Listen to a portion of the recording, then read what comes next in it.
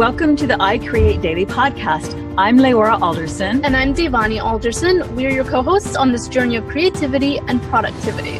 I Create Daily is for artists in every genre of creating, from musicians to writers, crafters to inventors, bloggers to entrepreneurs. I Create Daily is a movement for creators serious about your art. If you're into creating anything, this podcast is definitely for you. Thank you so much for joining us on this journey. Welcome to the I Create Daily podcast. I'm Devani Alderson, and this podcast is a movement for creators serious about creating their art. And I'm Leora. And our guest today, the lovely Kate Erickson, took the leap into entrepreneurial life in 2013 when she finally left her corporate job in an advertising and marketing firm to join her significant other in his new podcasting endeavor. Today, Kate is the content creator and implementer extraordinaire at EOFire, the first ever daily podcast. EOFire is an entrepreneurial empire with books, courses, and loads of fantastic free content. And it's safe to say that Kate is the linchpin there. Welcome, Kate. Thank you so much. What an amazing introduction. I'm so honored to be here. I really appreciate you both inviting me.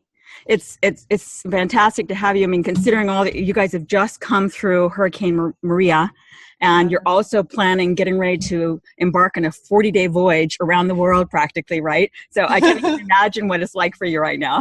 Kind of like a lot of craziness. But Again, we were just saying right before this, you got to be able to keep on your toes, right? That's what entrepreneurship is about. Absolutely. And you know, you and John are John Lee Dumas of the Entrepreneur on Fire are both incredibly disciplined and organized people. You know, I mean, so that's like, you know, a winning team, and you guys are just so in sync with each other in that way and complement each other so well. I mean, we could talk to you for days, as I said before you came on. And so, but we know that you've got so much going on. So in honor of your time, and for us, the challenge is always about all the things we want to know about you and converse with you about versus what will best serve our audience. And so for that's the primary reason we're here.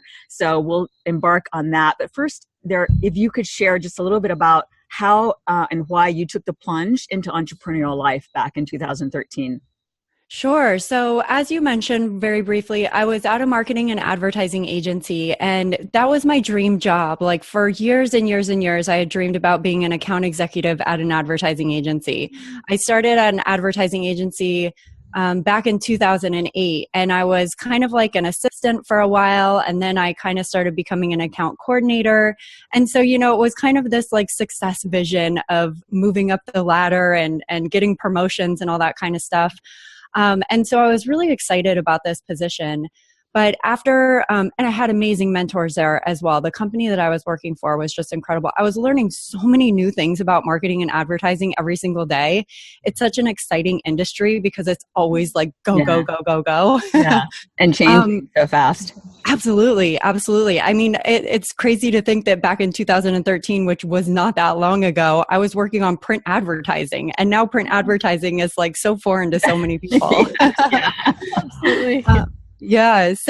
So I loved my job. I loved the people that I worked with. But I had a really tough client. I was managing the company's largest client, and there was a lot of pressure, a lot of 3 a.m. mornings, nights, whatever you want to call them. And I was getting burnt out on it. You know, it was starting to get old. It wasn't like that exciting, like, wow, this is really cool that I'm working until 3 a.m. anymore. It was kind of like, I'm a little bit tired of doing this. And it happened to be that timing when John had launched Entrepreneurs on Fire, and the business was kind of starting to pick up. He was starting to gain some momentum. And so he had kind of put the bug in my ear, like, what would you think about working together? And I was really nervous about that at first. You know, we were boyfriend and girlfriend living together, and I certainly didn't want that to be affected. And so, it took a few months for the leap to happen, but I took it, and here we are today. Awesome. Your screen has locked up just a little bit on your side. So let's just see if we're going to pause this for a second and see if we can get it back. Okay, so with I Create Daily, we have a lot of creators in our community, writers, painters, musicians, and the name is I Create Daily. So we wanted to definitely focus on what are you doing daily with Entrepreneur on Fire and Kate's take and the blog and just the empire that you guys have. What are you doing daily? What is your role? Oh my goodness. So that's kind of hard to hard to wrap my arms around sometimes. Yeah. But really I consider myself and I call myself the implementer in the business. Every day I'm trying to figure out new ways to make things better and constantly improve what we've already created.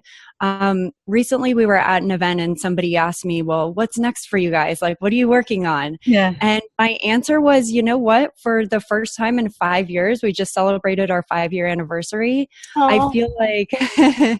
I feel like we're at a place where we're really looking to improve what's already out there, because a lot of times as entrepreneurs, as creatives, we put something out there and we kind of see if it works or not, and we see what the response is. And we've done that. We've iterated on things many, many times. And I feel like we right now have a very solid foundation to where now we're kind of taking a look back at what we've put out there, what's really resonating with our audience.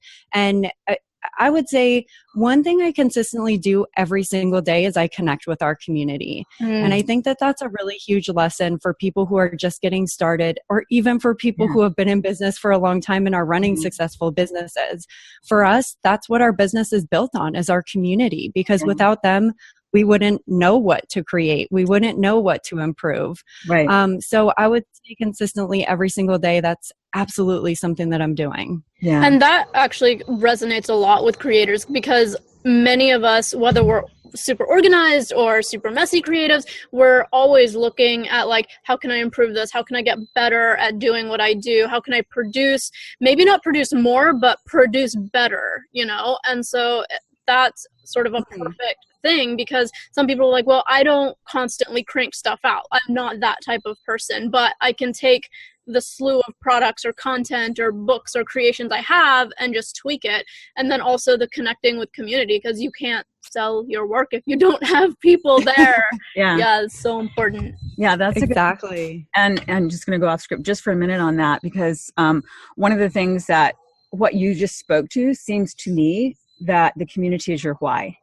So it's sort of like the concept of, artists, we're about creating, we're passionate about writing or painting or speaking or, building, composing, whatever kind of creative endeavor you're doing, we're passionate about that.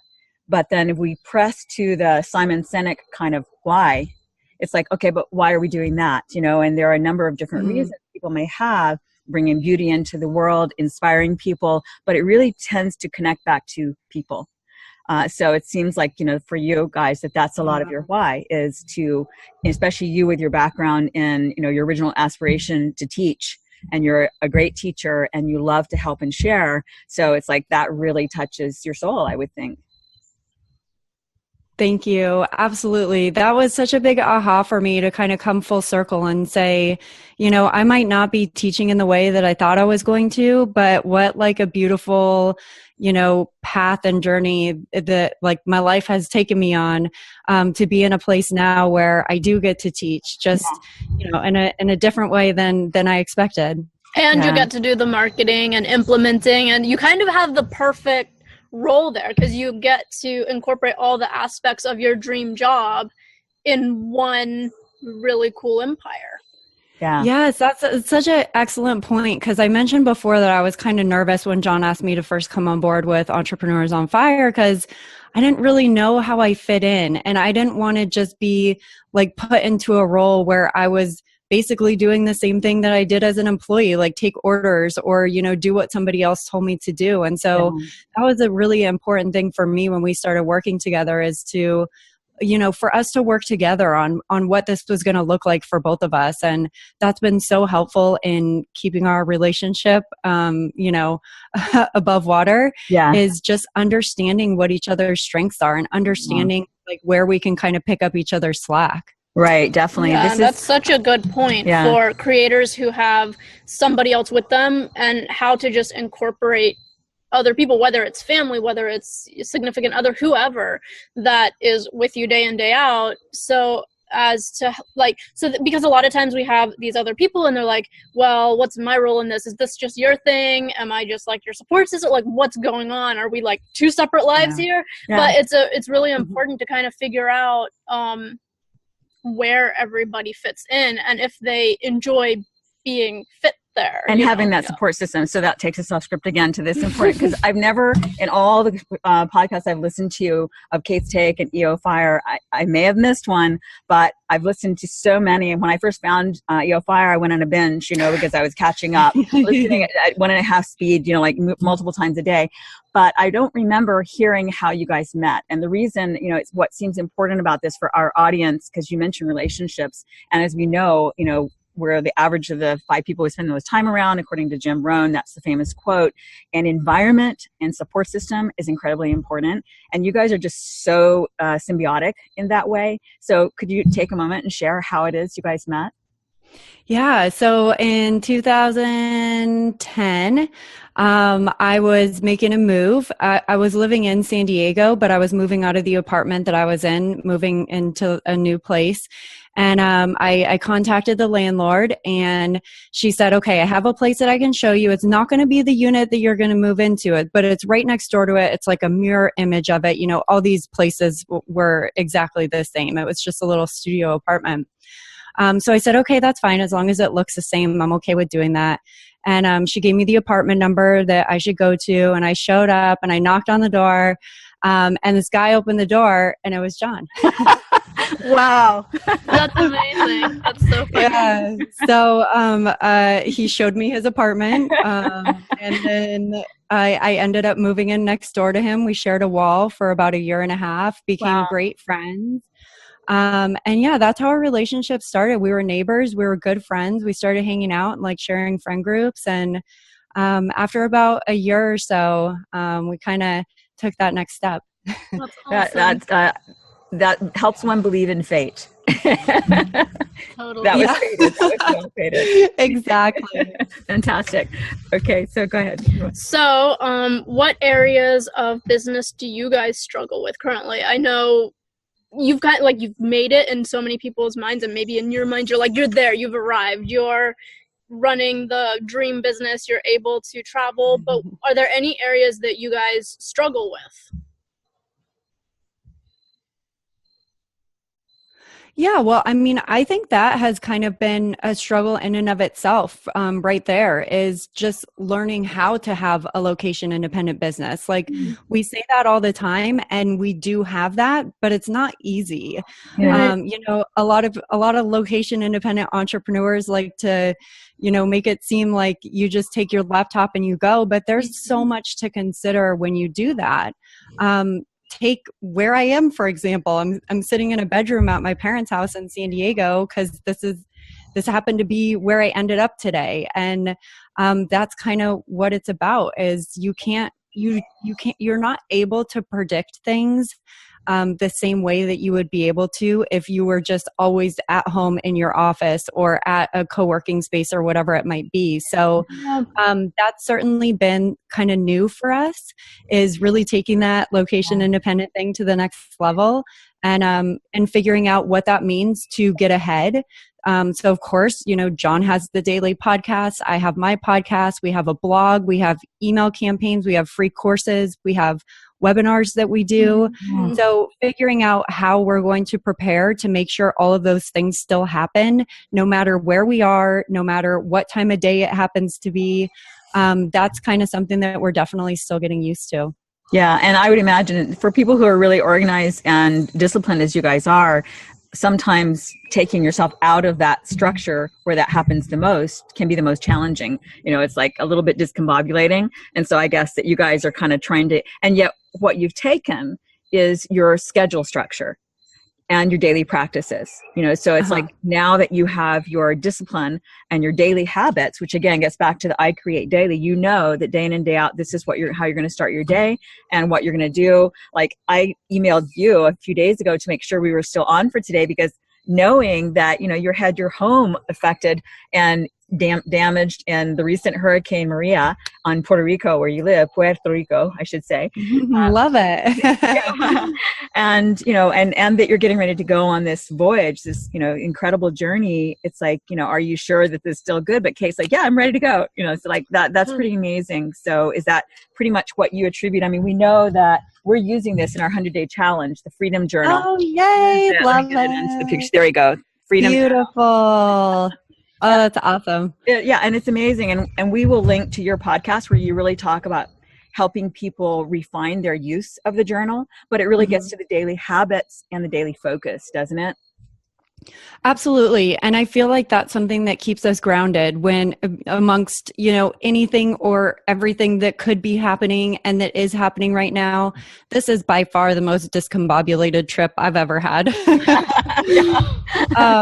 Because, there are certain times when you're in a position to have those routines and everything is easier and it flows. And, like when I'm at my parents' house, I wake up, I get my workout in, I do my green smoothie.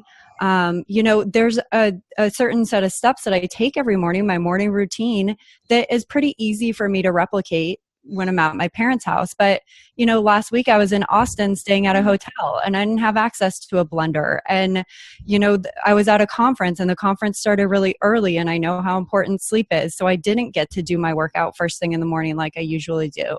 So there are always going to be some things that get tweaked a little bit. Yeah. But I think that as long as you can keep those familiar things close to you when you're in situations where you're not doing it just like you would do at home, right, that's still really helpful in keeping you kind of like grounded in what your purpose is. Yeah.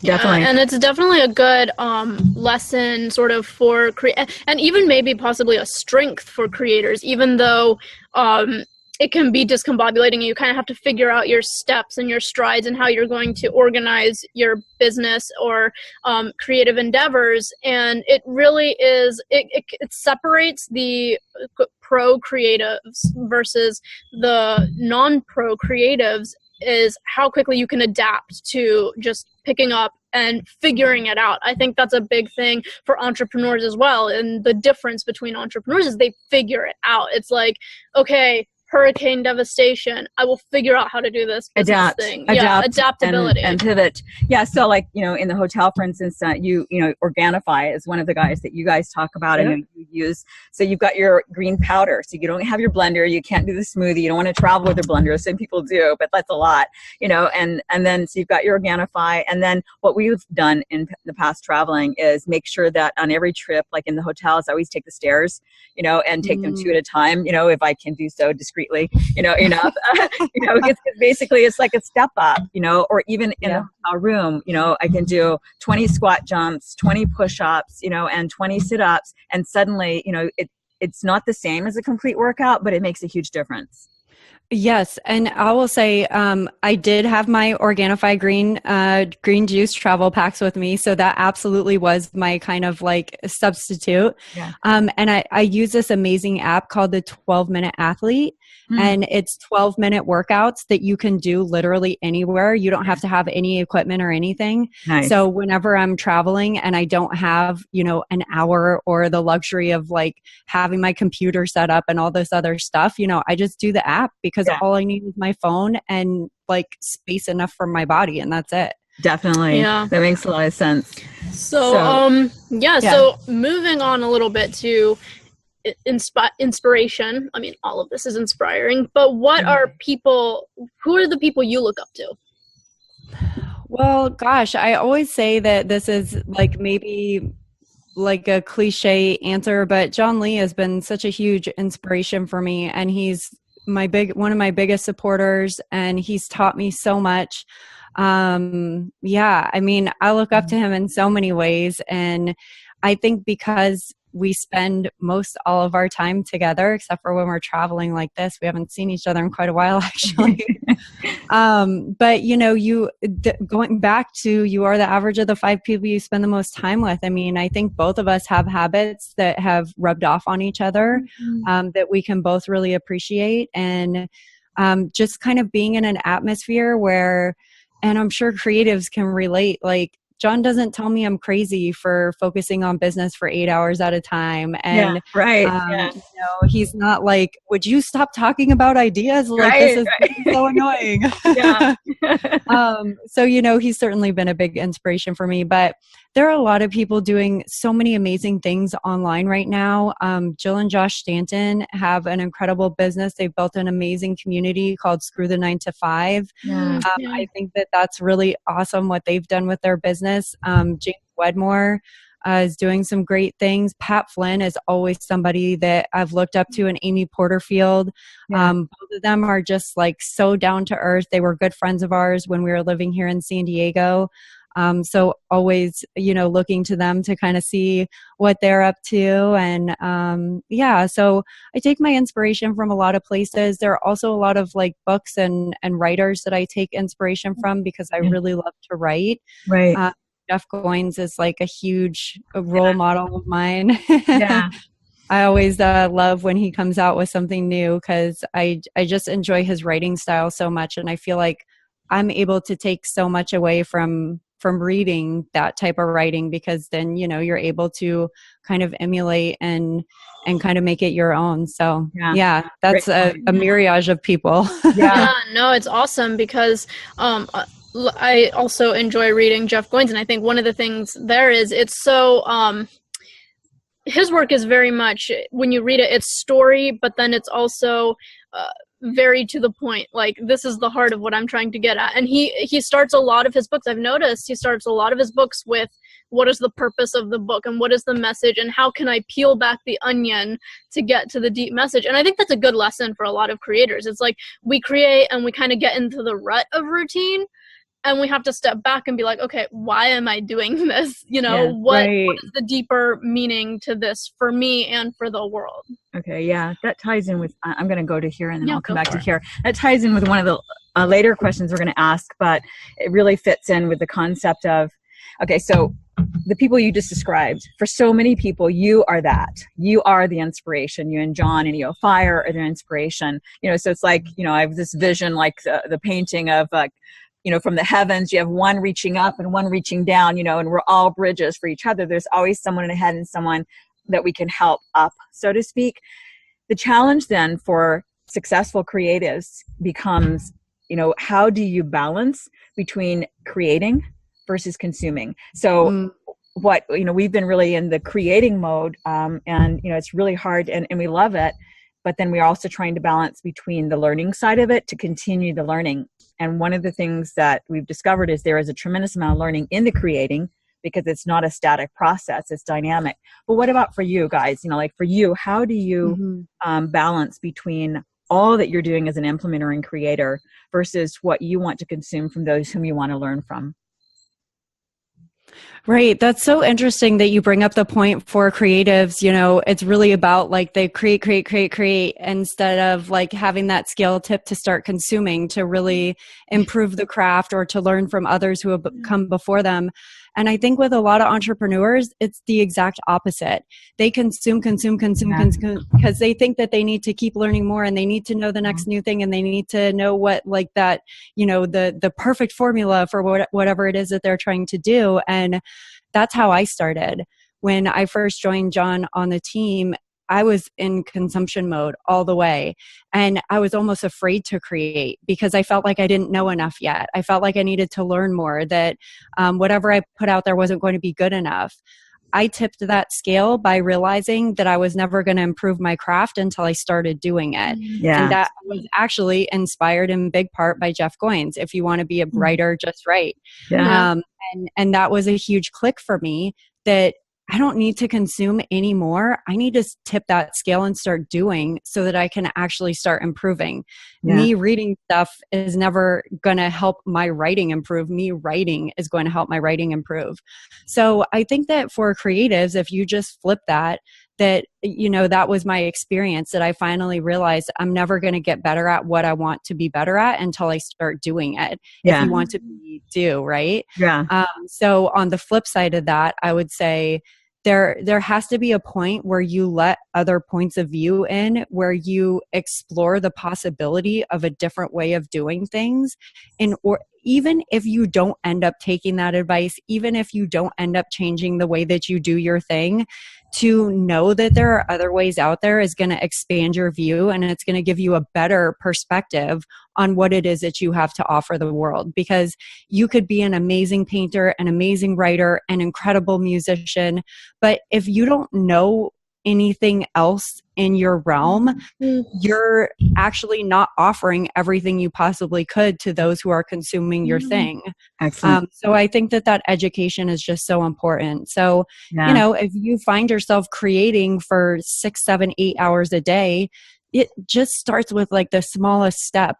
Just take a half an hour of that to read something else, to learn a new musical piece, to try a different style of painting, to write, you know, challenge yourself to write in a different voice than you usually do. I think that really can start that process of that scale tipping. Excellent. That's an excellent point.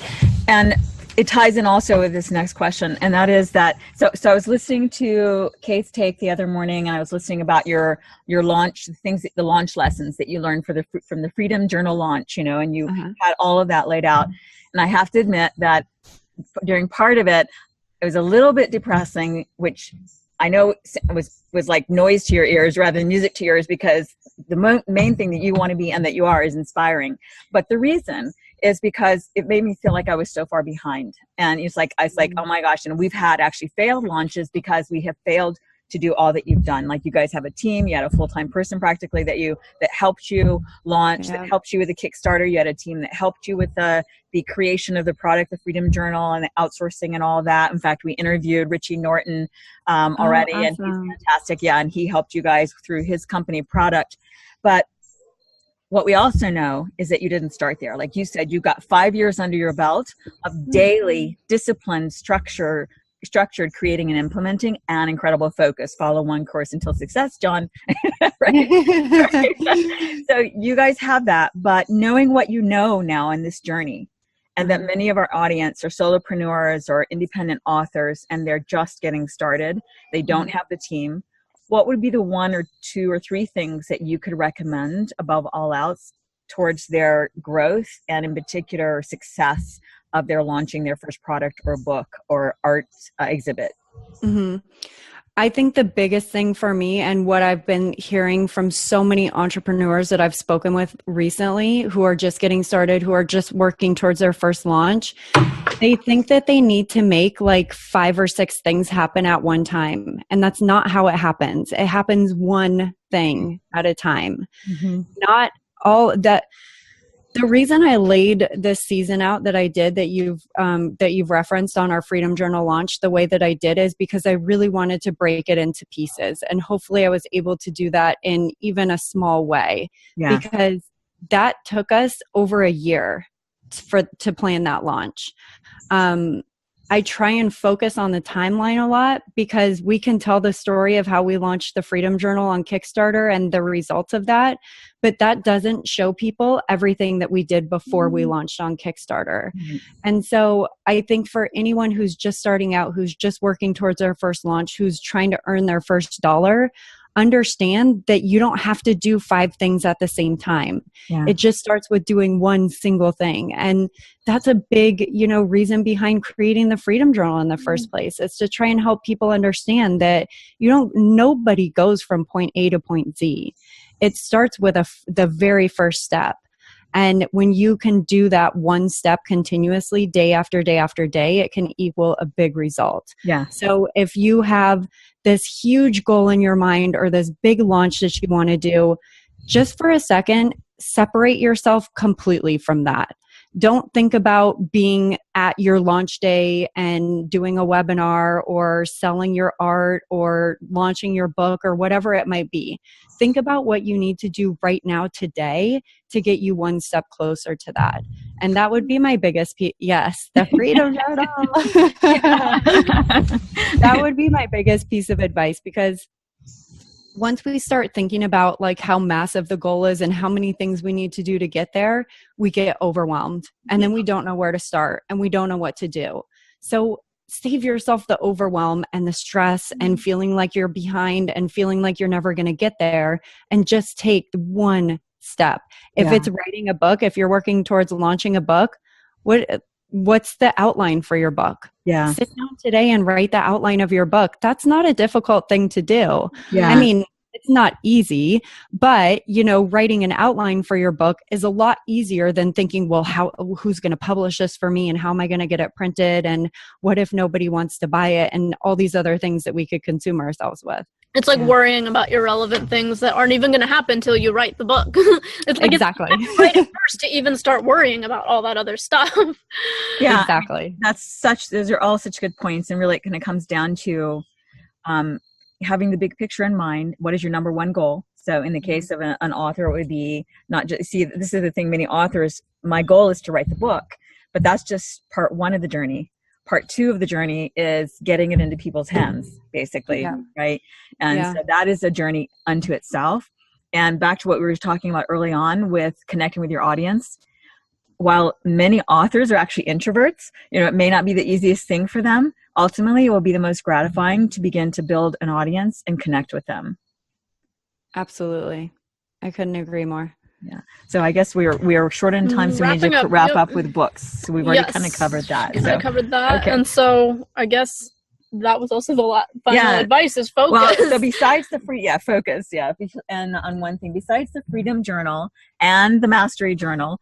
I haven't done the Mastery Journal yet. I actually tweeted John Lee Dumas one time saying, should these be done together? Should they be done separately? He was like, no, do the Freedom Journal first, then do the Mastery Journal. So we haven't done this yet, but we have it. So it's awesome. You guys are in for an amazing surprise. I use the Mastery Journal every day myself. I'm obsessed. Great. Fantastic. So to close, what book are you reading now, or else what book would you like to recommend as one of your favorites?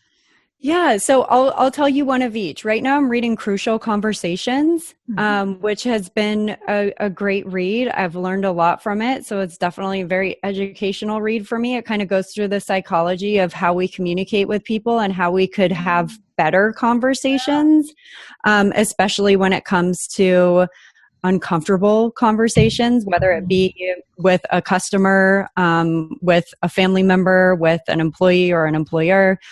So that's been a really interesting read. But one of my favorite books of the past 5 years by far is Essentialism by Greg McKeown. Okay, excellent. And that is, I think for any creative too, it's an incredible read because it really teaches you the power of saying no and focusing on what it is that you're here to do. Perfect. We'll definitely link that. It's been so amazing connecting finally in face with you, Kate. Thanks so much for taking the time and sharing your wisdom with I Create Daily. Absolutely. Thank you both so much. Okay. Thank you. Bye. Bye. Thanks so much for joining us for the I Create Daily podcast. Please let us know what creatives you would like us to interview and what topics you would be interested in hearing more about.